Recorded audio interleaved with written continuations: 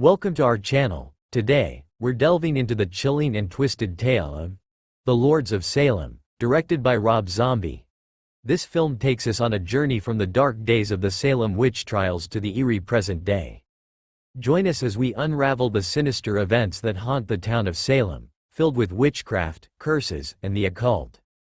Our story begins in the year 1696, where Reverend Jonathan Hawthorne, played by Andrew Prine, writes feverishly with his quill pen. His writings speak of the witches of Salem and his desperate mission to rid the town of Satan and his army. We cut to a terrifying ritual where witches, dirty and disheveled, chant and scream around a fire, pledging their souls to the devil.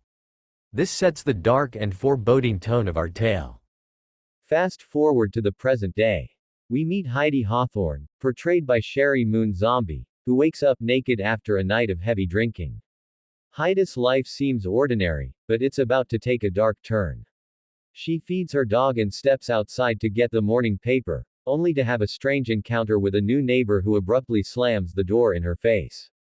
Curious, Heidi mentions this to her landlord, Lacey, played by Judy Geeson, who insists that there's no tenant in that apartment.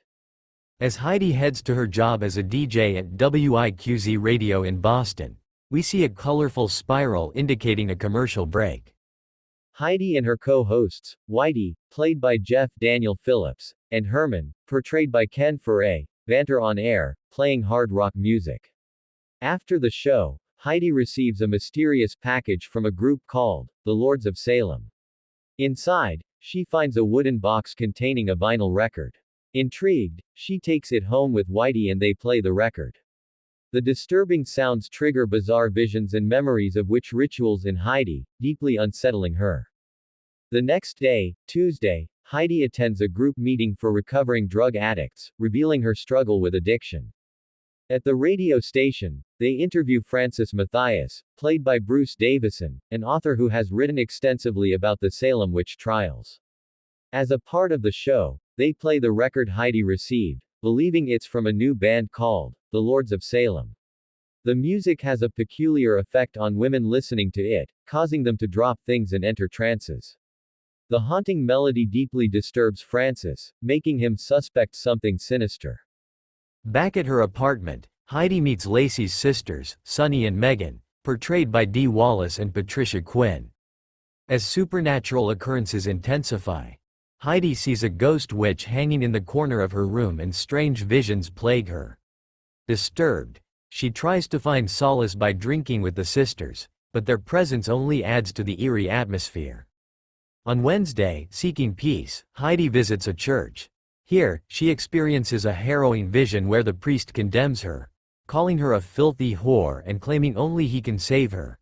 This frightening hallucination leaves her shaken.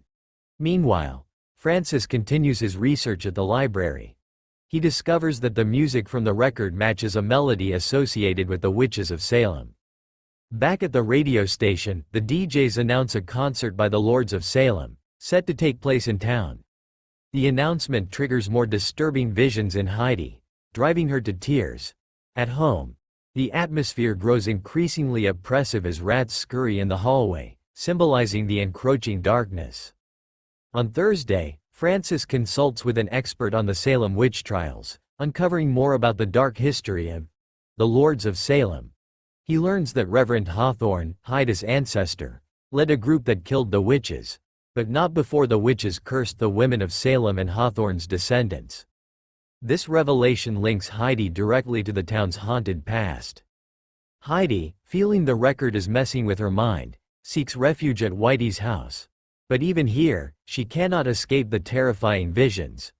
She coughs up blood and sees ghostly figures in doctor outfits who perform horrific procedures on her. These hallucinations blur the line between reality and nightmare. By Friday, Heidi is desperate. She tries to numb her fear and confusion with drugs. Lacey and her sisters take advantage of her vulnerable state, leading her to the mysterious room 5. Inside, Heidi encounters more nightmarish visions, including a neon red cross and demonic figures. The witch's plan is unfolding, and Heidi is at the center of it. Francis, realizing the full extent of the danger, attempts to warn Heidi.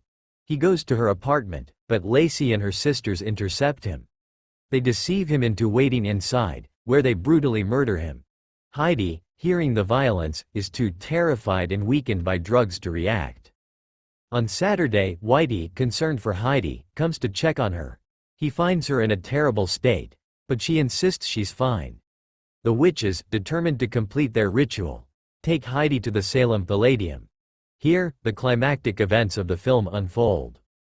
The concert hall is transformed into a satanic temple. Lacey, Sonny, and Megan, dressed in 17th century rags, led a chant on stage, calling forth Satan. Margaret Morgan and the witches appear, welcoming Heidi as the chosen one. The audience, now naked and entranced, mirrors the witches' ritualistic behavior. Heidi, drawn into the ritual, experiences a surreal and horrifying series of visions. She is crowned as the satanic Virgin Mary after giving birth to a monstrous creature, symbolizing the Antichrist. The witch's centuries-old curse is fulfilled. The next day, a news report reveals the aftermath. The bodies of 32 women, members of the Salem Lifer Society, are found in the Palladium, victims of an apparent mass suicide. There is no sign of Heidi. The dark legacy of Salem's witches has come full circle, with Heidi at the heart of the horror. Thank you for watching. If you enjoyed this deep dive into the Lords of Salem, don't forget to like, share, and subscribe for more explorations of the darkest corners of horror cinema. Until next time, stay spooky.